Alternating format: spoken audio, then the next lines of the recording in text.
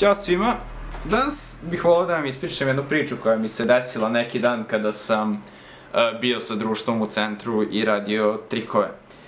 Znači šta se desilo, bilo je nas par i jednostavno ja i još dva druga smo radili neke glupe trikove i dolazi je neki lik i kaže kao, aj meni kao pokaži nešto, kao ja ne verujem u magiju, bla bla bla, kao možeš li meni da pokažeš nešto? Ja kao ajde okej, nema problema, kao ajde izvuci kartu, znaš, kako to već ide normalno. I on izvuče lupam žandara tref. I pokaže svima koji su bili okolo i ja ga pitam kao hoćeš li da potpišeš kartu da budeš siguran da nemam duplikat ili nije ništa. I on kaže kao nema potrebe, ja ako vrati mi kartu, ja kažem okej. Samo pazi, zapamti dobro kartu da nemamo kasnije problema. On je rekao okej, ja mu uzmem kartu. Okrenem je, kažem, reci stop. On je rekao stop, negde oko sredine špila, sad nebitno gde, i ja sam uzeo njegovu kartu i, znači, stavio sam je u sredinu. I on je rekao okej, kao, bla bla. I jednostavno, kad sam stavio njegovu kartu u sredinu, krenuo sam da mešam špil.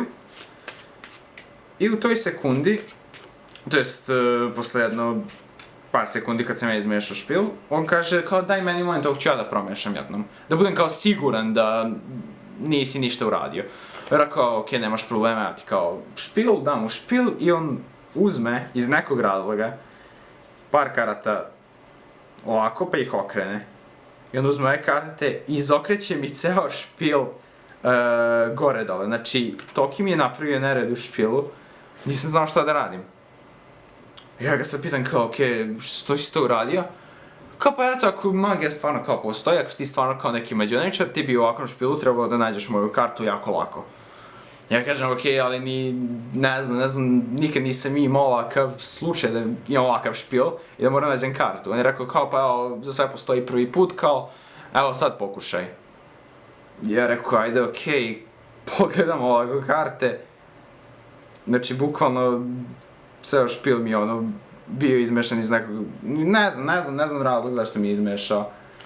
Jednostavno, kažem mu daj mi ruku. On mi da ruku, ja mu stavim karte i puknem prstima. I u tom trenutku, kažem pogledaj karte. I on kako je krenuo da gleda, sve karte su bile normalne, sve karte su bile okrenute na jednu stranu, sem njegovog žandara. I lik je napravio, ja mislim da je bila najbolja reakcija koju sam imao do tada. Ne znam, krenuo da se dere, da se smeje tamo. Sve o svemu, jako sam se super osjećao što sam uspio da uradim trik i što me niko nije skontao, da. Pošto mi je bilo prvi put da to radim. I to bi bilo to za ovaj klip, hvala vam što ste gledali. Kao što vidite, dobio sam novu kameru i bit će trikovi sad mnogo češće, znači nećete morati sad čekati po 5 mjeseci za jedan trik. Takođe i uploadovat ću gameplay kad igram s drugovima i one moje montaže što sam već krenuo da radim. Takođe radit ću Street Magic sada, to je ono kad prilazim ljudima na ulici kad im pokazujem trikove.